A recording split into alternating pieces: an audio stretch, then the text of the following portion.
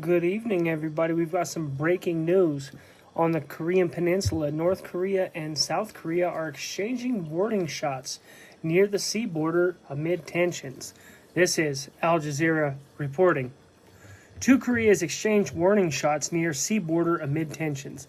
Move comes amid heightened frictions over a barrage of weapons tests by North Korea. The South Korean Army self-propelled artillery vehicles take part in military exercises near the demilitarized zone, separating the two Koreas in a province that I cannot pronounce. So, the demilitarized zone, if you do not know, is a strip of land in between North Korea and South Korea that nobody occupies. I think it's a couple hundred yards or something like that. And that in that strip, nobody goes in there, and that keeps them from shooting at each other. Because technically, they are still at war. Nor the Korean War never ended. So, this is 24th of October, 2022. So, this is like within the last hour. North Korea and South Korea have exchanged warning shots off of their western coast, accusing each other of breaching their maritime border amid heightened tensions over Pyongyang's weapons test.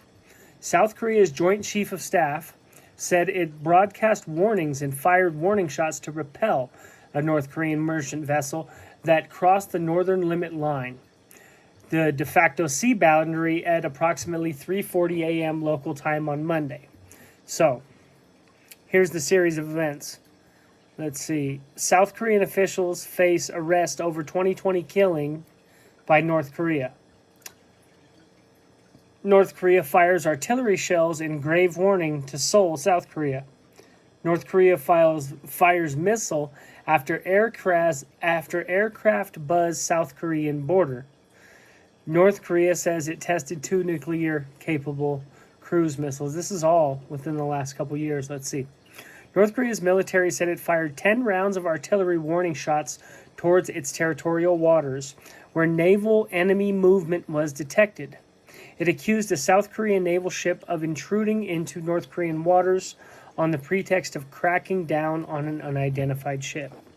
We ordered initial countermeasures to strongly expel the enemy ship by firing 10 shells of MLRS, or multiple rocket launch systems, near the waters where the enemy movement occurred, the North Korean People's Army said in a statement.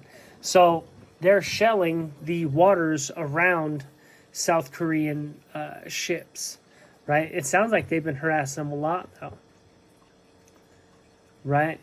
This is going to be bad if this fucking cracks off. They want to, and North Korea was already scheduled to go basically into a famine. They were not in good shape. It was not looking like they were gonna. It was looking to be some serious starvation anyway. And then whenever COVID hit, and then they shut their country down, they shut down the one border that they do have open. They only have one border open. It's the border with China. They shut that down. So, they're not doing good. I believe they're down to 2 meals. The country is telling people to eat 2 meals, or something like that. Or I think they were already at 1 meal. They have a philosophy called Duce, which is about self-sufficiency. But let's see. The Joint Chiefs of Staff said the North Korean artillery firings breached a 2018 inter-Korean accord on reducing military animosities and undermine stability on the Korean Peninsula. It said the North Korean shells did not land in South Korean waters, but that it is boosting its military readiness. There were no reports of clashes, but the poorly marked sea boundary off the Korean Peninsula's west coast is a source of long-running animosity. Okay. The latest exchange of fire came amid simmering tension with North Korea, carrying out weapons tests at an unprecedented place this year, so they found a new place to test weapons. In recent weeks, North Korea has launched short-range ballistic missiles and hundreds of artillery rounds off its east and west coast on several occasions to protest over its southern neighbor's military activities. South Korea's troops kicked off their annual Hoguk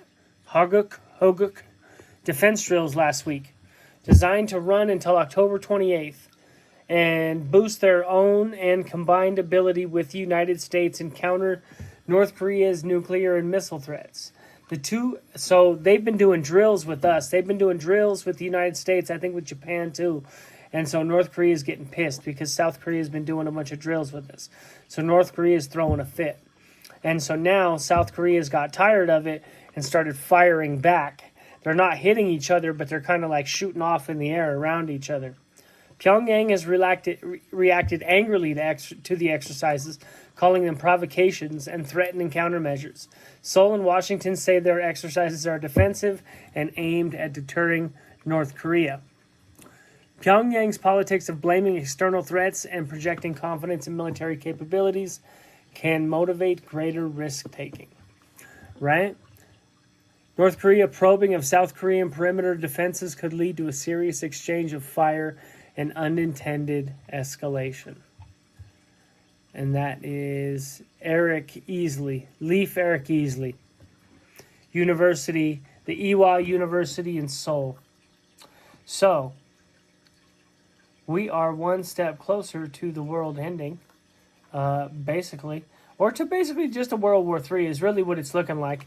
More and more and more, it's looking like World War III. We've got the 101st Airborne ready to go in Romania. They haven't been out there in Europe in like 80 years or something like that. The Screaming Eagles. They got, there's just all kinds of stuff. We're basically at war. The fucking Europe's at war right now. And we're funding it too. So this is World War III. Remember whenever they were joking about World War III, whenever they were talking about Iran, they're, oh, World War III's trending. Yeah, it's not so fucking funny now, is it? These fucking clowns asked for it. They said, oh, Trump's going to start World War III. Well, look at this fucking shit. Right? You voted for it. Anyway, have a good night, everybody. I'm gone.